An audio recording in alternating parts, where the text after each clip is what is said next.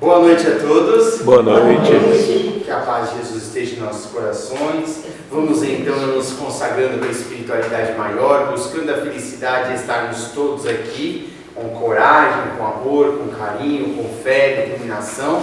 Lembrando de que a espiritualidade maior não cansa de estar nos avisando, de estar alertando, né? Já vimos isso no sábado de José de Mococa, né? Sempre trazendo luz, paz e entendimento aos nossos corações. E nós, a parte que nós temos que executar é realmente a boa vontade, é realmente o discernimento, é realmente a paz interior, a disciplina, a caridade, tudo que a gente já aprendeu com Jesus, que estamos galgando para conquistar, mas a gente vai conquistar. José de Mococa vai nos ajudar, nós vamos fazer a nossa parte, que é abrir os nossos corações, pois não existe trabalho fecundo se for no amor. Todos os trabalhos têm fecundidade desde que haja amor. Se houver amor em tudo que fizermos, haverá de ter fecundidade, haverá de ter realmente benevolência e progresso.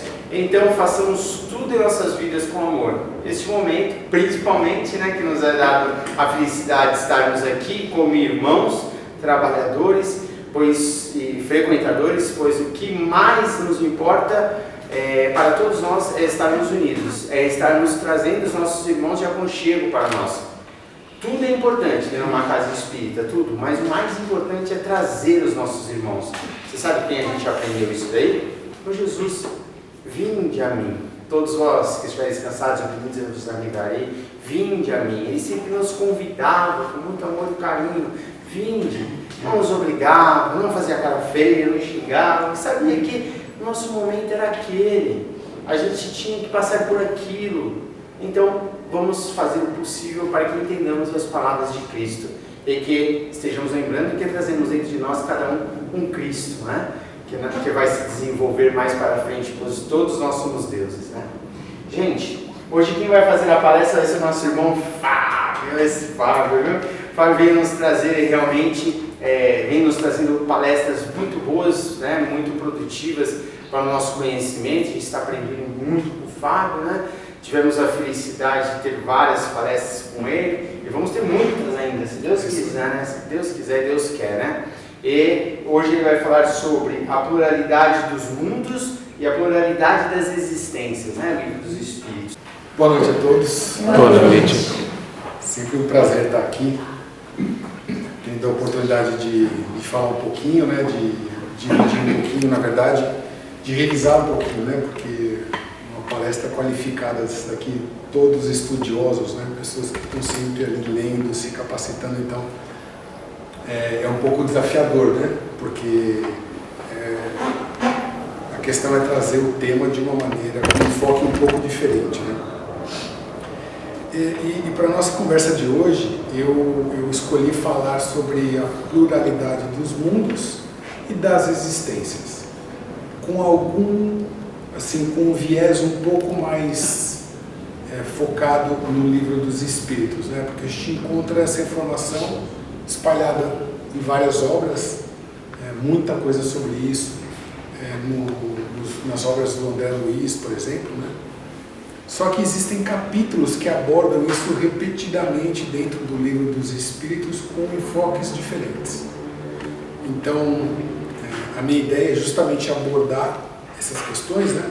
E algumas delas que são assim, que acabam passando um pouco batido, mas que é interessante ver como que isso é explorado mais em profundidade pelo Allan Kardec quando ele estava inquirindo o Espírito da Verdade. Então, buscando informações ali que só quando a gente olha para a pergunta ele fala, puxa mesmo, né? Tipo, não tinha pensado nessa possibilidade ou como que isso daí poderia acontecer, né?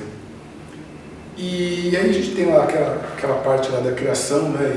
E que começa a falar da criação dos mundos, né? De como que o universo foi criado, né? Que nos escapa ainda a compreensão, né? Conforme eles dizem em várias das respostas, né? Nós ainda não temos um grau de adiantamento para entendermos algumas questões, algumas das coisas, né? Para nós elas ainda permanecem como uma verdade absoluta, porque não temos condição de entender, de fazer um encadeamento de ideias, entender como é que isso funciona, por falta até de de condições mesmo intelectuais e morais para a gente alcançar esse tipo de questão. E uma das perguntas, né, que é a pergunta 55, ela justamente fala, pergunta se os planetas, né, na verdade os corpos celestes todos são habitados. Ele usa a palavra planetas, mas também se refere a corpos celestes de menor magnitude, né? E a pergunta é justamente essa, se todos são habitados. E a resposta, né, para nós, assim, que temos uma visão diferente, pode parecer um pouco óbvia, mas ela não é no dia a dia de cada um de nós, né? A resposta é sim, todos os corpos celestes, né? Todos os corpos no universo, todos os planetas, e algumas luas, e alguns corpos espalhados por aí, corpos celestes, são habitados de formas diferentes. E isso para nós, né, quando a gente vai para o nosso dia a dia e a gente vê tantas discussões acerca disso, né, se perguntando, mas existe vida inteligente fora do nosso planeta? Seríamos nós os únicos a sermos um planeta habitado, com seres inteligentes, uma civilização inteligente, ou próximo disso, né? A gente está chegando lá ainda, mas temos um caminho a percorrer. E a resposta é que sim, só que é interessante que a própria ciência, ela busca essa resposta baseada num paradigma, baseada num ponto de vista muito específico, que é o nosso. Então nós olhamos a nossa realidade, né, como encarnados aqui, nossa realidade material. A gente procura todas as condições de vida que nós precisamos para que corpos como os nossos possam sobreviver em outro local do universo, e só. Essa é a condição levada em conta para esse tipo de estudo. Claro que isso reduz bastante o número de planetas, né? Vamos, para simplificar aqui, falar de planetas, né? De planetas que cumprem esses requisitos. Ainda que cada vez mais, conforme a gente consiga avançar com aparelhos, com estudos, a gente consiga ver que existem algumas semelhanças muito próximas de nós com aquilo que nós temos aqui. Por exemplo, recentemente aí foi publicado nos canais de astronomia falando que uma lua de Saturno, que ela até parece com a Estrela da Morte, para quem gosta de Star Wars, né? Ela descobriu-se que essa lua tem um oceano dentro dela. Você não consegue ver a olho nu, mas eles chegaram a essa conclusão por uma série de outros sinais que mostram que a vibração do planeta, na verdade é uma lua, né? Ela é típica de um corpo celeste que tem o seu núcleo com líquido e com água, né? E algumas das sondas que nós já enviamos, né, nós seres humanos já enviamos para o espaço, né, algumas sensacionais como a Voyager, né? A Voyager foi lançada há 45 anos atrás e está mandando informação ainda. Já percorreu todos os planetas do Sistema Solar, já saiu do Sistema Solar e continua mandando informação para nós. Fantástico, né? Então tem outras missões que foram lançadas e que continuam mandando informações interessantes.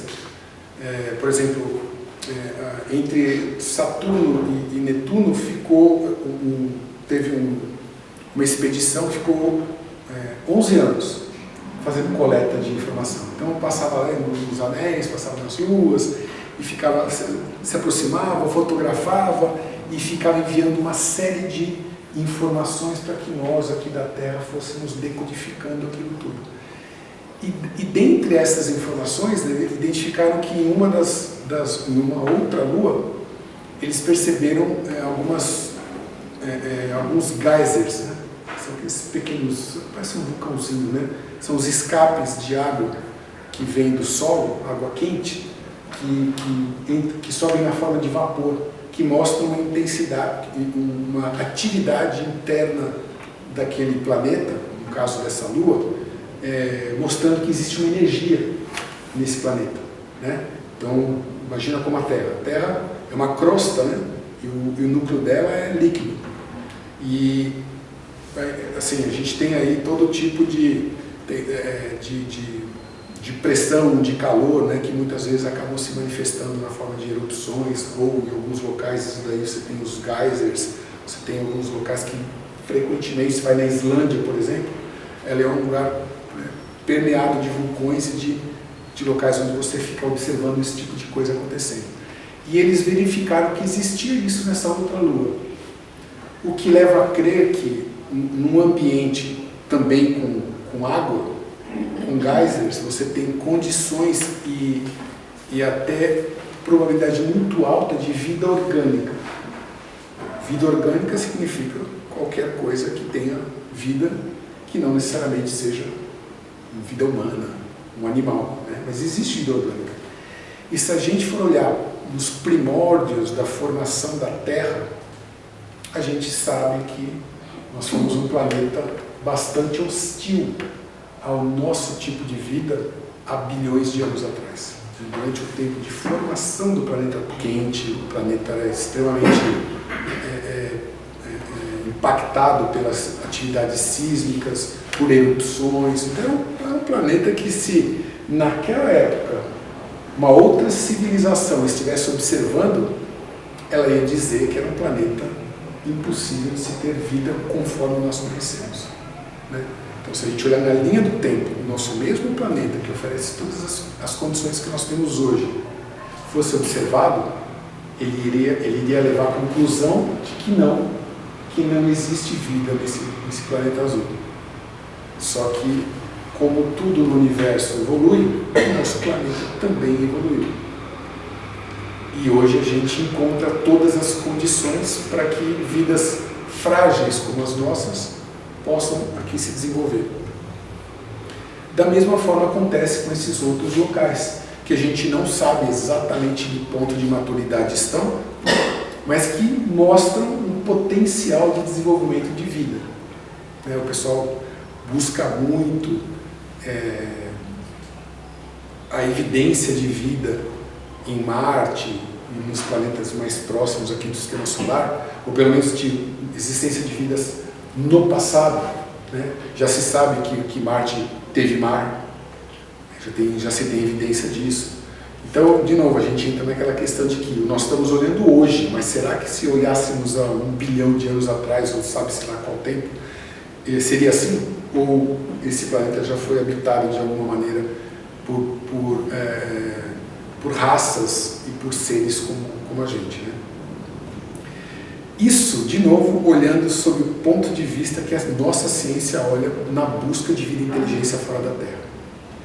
O que é muito estreito, uma visão extremamente precária das possibilidades do universo. Então, não quer dizer que, porque não existem seres humanos com a nossa conformação física, que não possa existir vida. E aí, quando nós estamos falando, olhando do ponto de vista espírita, sabendo nós que somos espíritos, encarnados ou não, com corpos mais densos ou não, somos todos vida. Se a gente expande só um pouquinho a forma de enxergar o universo, a gente já vê que podem haver condições para que os planetas abriguem vida, não necessariamente vida material, como nós conhecemos. E não estou nem falando de seres unicelulares, assim, começo de vida mesmo, como a gente viveu lá no passado. Não, estou falando de planetas abrigarem vida inteligente como nós, enquanto espíritos.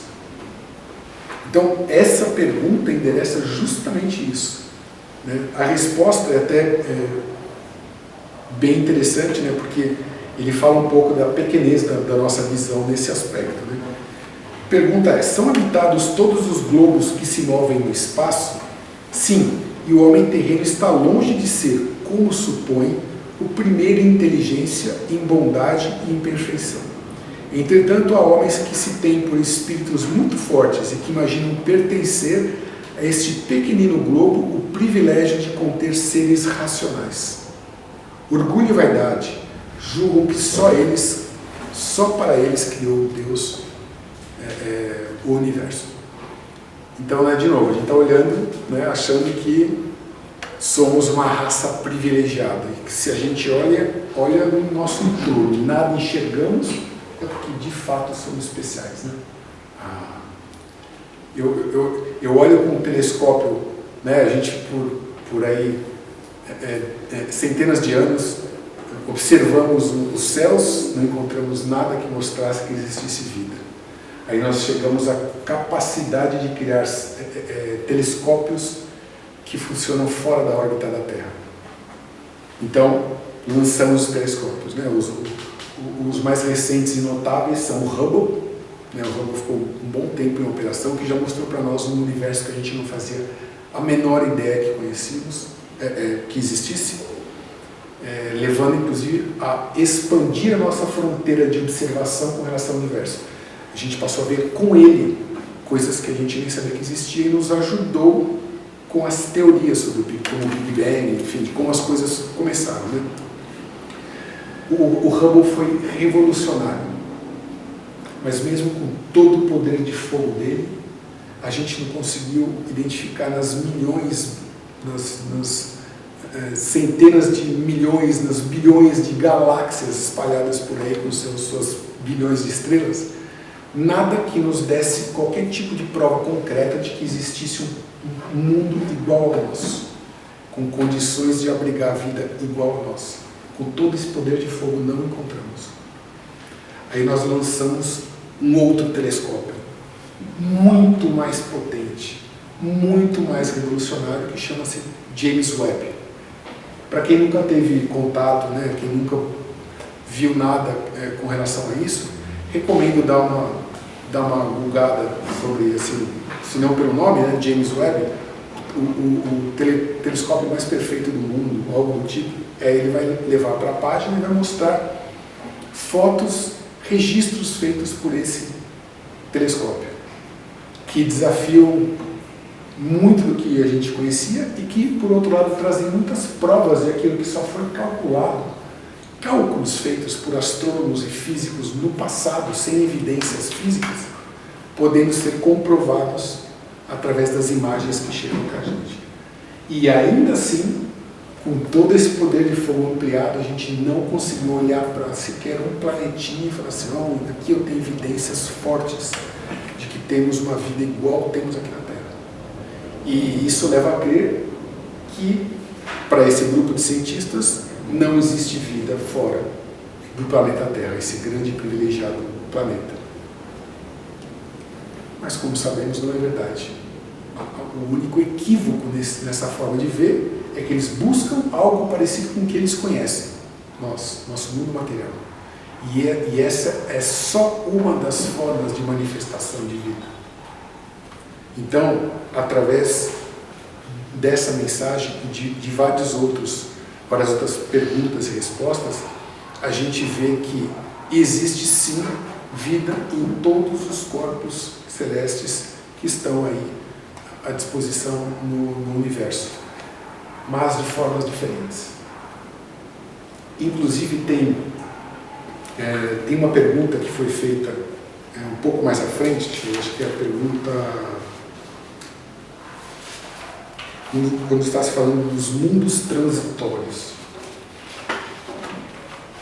A gente, quando fala de ter vida no planeta e tudo mais, a gente pensa em uma coisa mais estruturada, né? Falar em mundos transitórios fica uma coisa um pouco intangível, né? Do que se trataria um mundo transitório, né? E aí, Kardec pergunta: há de fato, como já foi dito, mundos que servem de estações ou pontos de repouso aos espíritos errantes?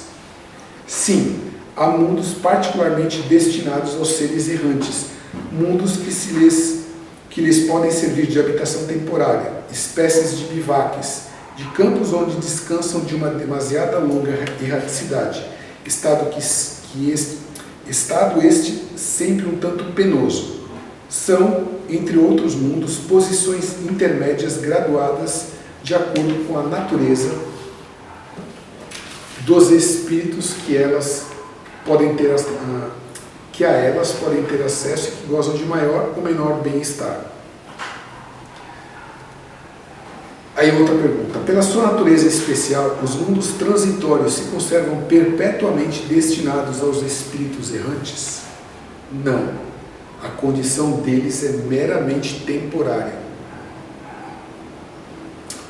Esses mundos são ao mesmo tempo habitados por seres corpóreos? Não. Estéril é neles a superfície. Os que os habitam de nada precisam. E permanente a essa esterilidade e decorre da natureza especial de que apresentam? Não, são estéreis transitoriamente. Sendo transitório o estado de semelhantes mundos, a Terra pertencerá algum dia ao número deles? Já pertenceu. Em que época? Durante a sua formação. Então, nessas duas questões, a gente consegue ver justamente isso, né, de que existem mundos em diferentes momentos de maturidade, servindo a diferentes propósitos, a diferentes configurações de vida. Então, a Terra, no passado, foi o que chamamos de mundo transitório. Enquanto ela estava em formação, naquele caos de erupções, de calor extremo, de frio extremo, de terremotos, de tudo aquilo que a gente aprendeu na escola, né, que fez parte da formação geológica da Terra, que a gente olha e fala assim, poxa, mas como é que seria um lar habitável, né? Um planeta nessas condições, até para espíritos, né? Vamos pensar, se um espírito vai para lá, por que vira para a Terra? Né? O que teria a Terra a oferecer nesse aspecto? Pois sim, a Terra, enquanto estava nesse momento, foi casa para espíritos errantes, né? Espíritos que estavam na erraticidade, e que estavam de acordo com a vibração do planeta naquele momento. Então é interessante a gente ver que os mundos, quando a gente fala de pluralidade de mundos, né, fica claro que tudo que foi criado no universo tem um propósito. E aí a gente entra na questão da lei do trabalho, né, da utilidade, as coisas todas estão ali por alguma razão. Deus não criou nada que não tivesse um uso, um objetivo, uma funcionalidade, né? E o mesmo se aplica, então, aos planetas. Sendo assim, quando a gente olha para aquela nuvem de astros no céu, aquela imensidão de galáxias, de planetas, aquela coisa que para nós é absolutamente infinito, pensar em que cada um daqueles astros que estão no universo são habitados, cada um deles é habitado, é muito louco, né?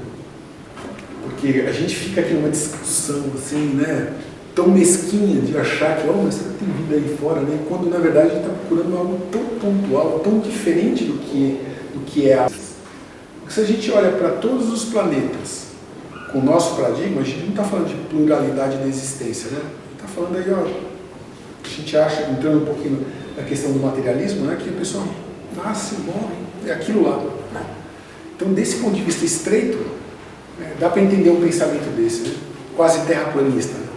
Mas quando a gente olha para uma questão de pluralidade de existências, quando a gente une isso à informação de que nós, enquanto espíritos, temos uma romagem eterna aí por vários planetas, ou por várias vidas com diferentes conformações físicas, né?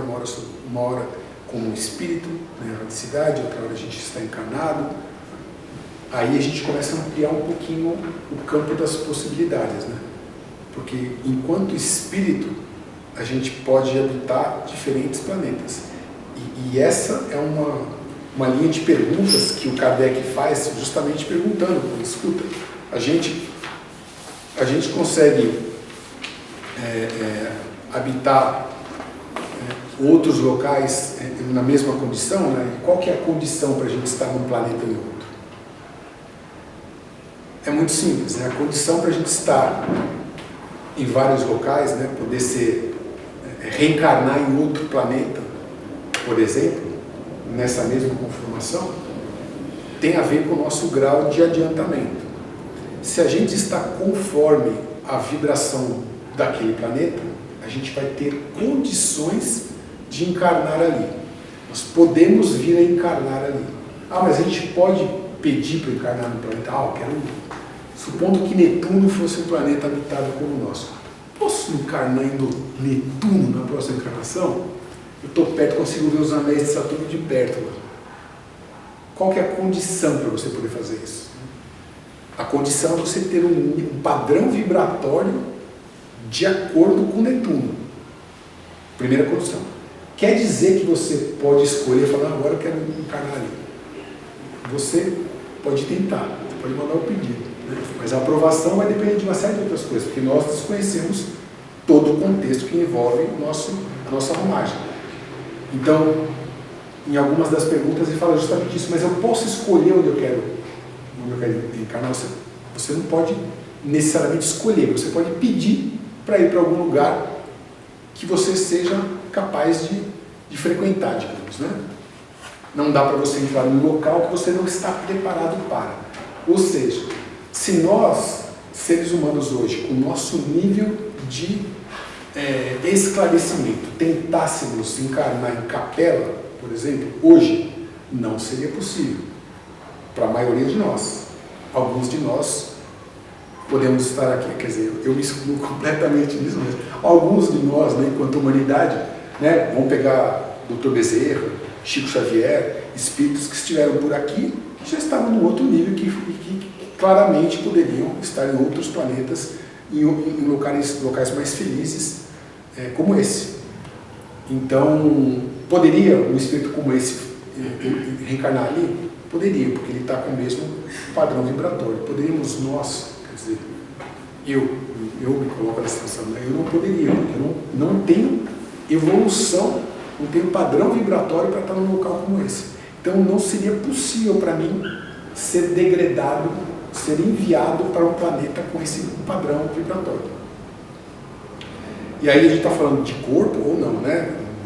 Vamos falar aqui de novo, né? Quando a gente fala de pluralidade de existências, a gente está falando de encarnações em outros locais ou não. Aqui na Terra, sabemos que para nos manifestarmos como espírito, nós precisamos de um corpo físico. Agora, em outros planetas, em outros astros, não necessariamente. Vai depender.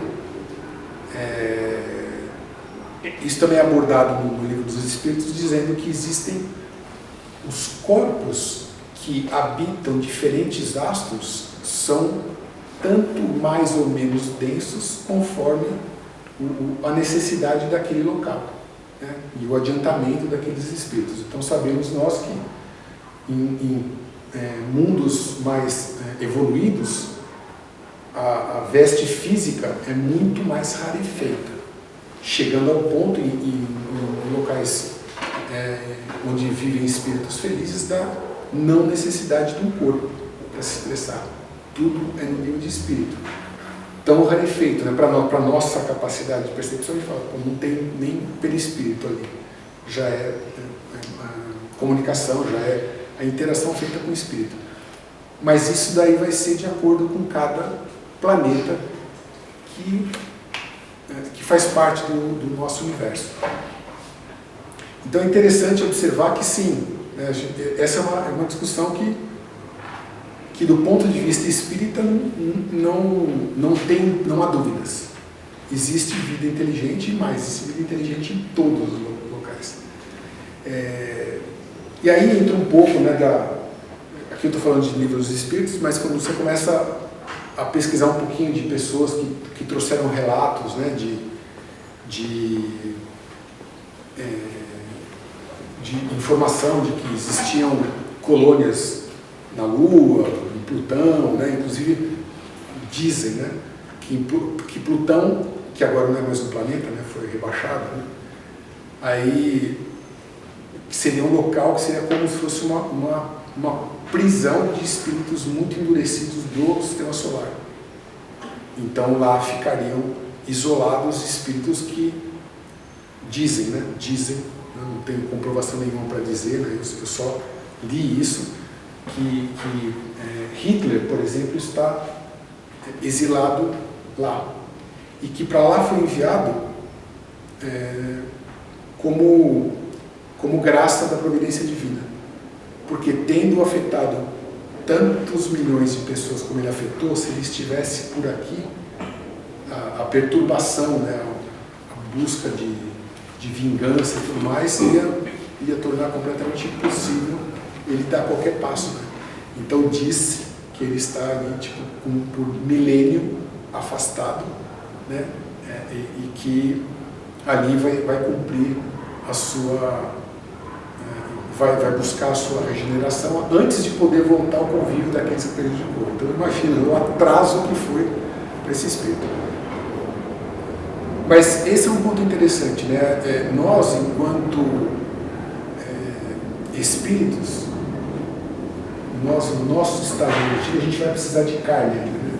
Nós ainda estamos precisando. Por isso que nós estamos encarnando num planeta como a Terra, que oferece essas condições da gente ter as experiências necessárias para nós, né? A dor física, a dor moral, tudo aquilo que ajuda a lapidar o espírito, né? Mas da mesma maneira existem outros planetas que também oferecem vida, condições de vida como a que nós conhecemos, segundo a espiritualidade. E aí nós não encontramos ainda evidências científicas disso. Não se identificou um planeta XPTO na constelação XYZ que cumpra com essas condições. Eu não tenho a menor dúvida que esse momento vai chegar. Porque enquanto nós buscamos formas de construir aparelhos para isso, a nossa física, a nossa matemática, a nossa astronomia segue evoluindo. Claro, com o amparo dos mentores espirituais que vão pouco a pouco soltando um pouco do conhecimento que a gente precisa para evoluir. Mas certamente nem tudo foi aberto para nós, porque a gente não tem ainda capacidade para absorver essa informação toda. Mas estão aí espalhados outros mundos oferecendo essa condição, fazendo com que nós possamos reencarnar em outros planetas, né? Que é justamente a pergunta 172 do Livro dos Espíritos. As nossas diversas existências corporais se verificam todas na Terra? Não. Vivemos-las em diferentes mundos. As que aqui passamos não são as primeiras, nem as últimas. São, porém, das mais materiais e das mais distantes da perfeição. Olha que beleza. Olha onde é que a gente está na fila. Hashtag fica a dica, né? Vamos ter que pedalar muito ainda. Mas, né, isso mostra que nós, quando a gente fala de pluralidade de existências e de mundos, eles estão interconectados. Porque nada impede que eu tenha uma parte da minha experiência evolutiva aqui na Terra e depois vá ter um pedaço em outro planeta. Novamente, existem linhas aí, por exemplo, o Geraldo Lemos, que foi alguém que sempre esteve muito, Geraldo Lemos Neto, que sempre esteve muito perto do Chico Xavier, diz, não só ele, tá?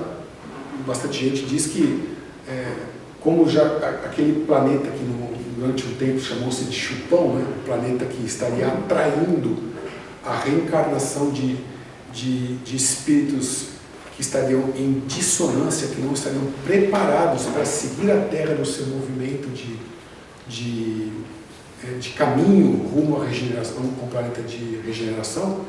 Então, espíritos muito endurecidos, que eles não teriam conseguido, através das encarnações, melhorarem e estarem prontos para serem espíritos a habitar um planeta que tivesse a mesma condição vibratória deles. Então, eles estavam sendo degradados para um outro planeta, que hoje fala-se o nome do planeta, disse que se chama Quiron.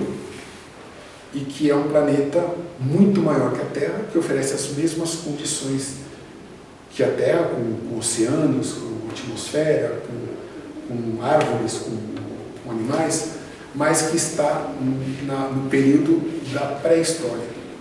Então, da mesma forma que nós fomos no passado esse planeta a receber espíritos tecnologicamente mais desenvolvidos, mas moralmente decaídos, como foi de Capela para cá, né? Como os capelinos, muitos dos capelinos foram exilados, foram degradados de seu planeta natal para a Terra, que estava num período muito primitivo, e cumpriram seus papéis aqui, para depois grande parte deles voltarem, né? Então vieram os egípcios, os árias, por exemplo, que vieram para cá e depois de terem contribuído, muitos retornaram, tiveram condição de retornar. Então, dessa maneira, a gente tem aí uma migração de existências. Então a pessoa morre aqui, não está em condições de pegar essas pessoas muito infelizes, como a gente vê, terroristas, aqueles que atentam contra a vida de uma forma muito flagrante, que não têm condições de se harmonizar, de viver em sociedade, de respeitar o ser humano, de respeitar a criação, respeitar Deus, seguidamente, né, vem tendo encarnações consecutivas e não conseguem progredir. Eles não vão estar preparados para o que a Terra vai ser no futuro próximo, né? Falando em termos de evolução, né, de centenas de anos aí. Então eles vão ser degradados para um planeta onde lá eles vão, através das dificuldades, se burilarem para terem condições de voltarem a viver num planeta como vai ser a Terra. Como hoje, como a Terra é hoje, ela já vai começar esse movimento. Disse que desde a Segunda Guerra esse movimento de migração já começou. E aí nós estamos falando não só da questão de quem desencarna, como de quem já estava no plano espiritual, que com o endurecimento ali consecutivo, né? Não sei a partir de qual critério, né? Essa é uma linha que se discute, está sendo feito isso daí, que vai muito ao encontro do que a gente já viu quando a gente fala de Capela, né? E quando a gente pega o livro do Emmanuel, né? A Caminho da Luz, existe isso, né? A Caminho da Luz fala justamente isso daqui, que houve um movimento de espíritos que vieram reencarnar aqui na Terra, oriundos de outros planetas, com outra condição evolutiva e tudo mais. Então, da mesma maneira, seguindo a mesma ideia, também disse que nós já estamos recebendo espíritos mais evoluídos que estão preparados para esse movimento de transformação que a gente já está vivendo no caminho de se tornar um planeta de regeneração. E a gente percebe realmente, né, que uma molecada chega diferente. A gente tem até a questão vibratória, né, questão padrão vibratório. Os efeitos disso nas pessoas são mais sensíveis. Agitação, uma epidemia de doenças, de problemas psíquicos, digamos, vai? Que não necessariamente são causados, como a gente viu numa palestra anterior, por problemas orgânicos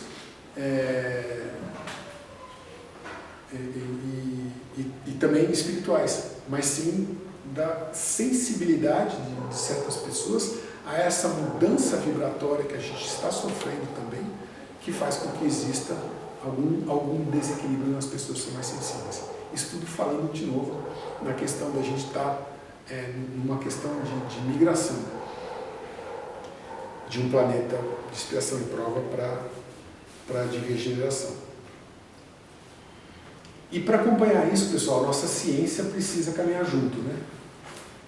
E a gente sabe, né, que o Espiritismo sempre fala que a hora que a ciência comprovar que alguma das concepções que existiam são, digamos que não são verdadeiras, que existem outras formas, né, e que se comprovar isso pela ciência, então a visão será mudada em função disso. Então a gente tem, quando a gente fala de ciência, a gente fala por exemplo, falando de dimensões, né? Isso é uma das 3 dimensões que a gente conhece, né? Altura, largura e comprimento. É o que a gente vive, é aquilo que a gente toca, né? É esse universo que a gente interage. Quando a gente vai para a 4ª dimensão, o tempo, a gente está em contato ali, passa a estar em contato com o mundo espiritual. Existem teorias que dizem que se estruturaram para explicar o universo, que dizem que existem 11 dimensões. Chama-se teoria das cordas. E os físicos dizem que é a melhor teoria, é a teoria que mais perto chegou de unificar as físicas, né? Porque nós temos ainda físicas que não se conversam. Nós temos física quântica, você tem a relativista, você não consegue, um explica o microcosmo, o outro explica o macrocosmo. Não existe uma ainda que fale de forma integrada sobre tudo. E essas teorias surgem justamente buscando essa consolidação do conhecimento para que a gente passe a entender o universo de uma forma melhor. Então essa teoria das cordas com 11 dimensões, né? Eu particularmente acho que deve ser muito mais, né? Mas de novo a gente está engatinhando rumo ao conhecimento. Então os físicos, os estudiosos chegaram nessa conclusão a partir da observação, dos cálculos, das teorias que eles formulam, mas eu acho que deve ser muito diferente disso, né? E a gente de novo está olhando só uma fresta da porta com relação a tudo que há disponível para nós, né? Bom, pessoal, existe muito conteúdo para falar, né? Existem muitas considerações sobre esse tema, mas eu acho que o objetivo principal, né, a minha ideia aqui com essa provocação, foi justamente fazer a gente refletir com relação aos nossos pontos de vista, né? De conseguirmos abrir, né, essa nossa visão, né? Enxergarmos que nós somos muito mais amplos, né? A gente está se projetando em todas as direções e que a gente não deve se prender ao nosso paradigma, à nossa forma de enxergar, mas a gente deve procurar sair um pouco dessa forma de olhar e entender que a criação é muito mais ampla do que aquilo que a gente consegue enxergar. Então, muito obrigado a todos pela paciência e pelos ouvidos aí. E espero que de alguma maneira seja útil aí para uma reflexão. Obrigado.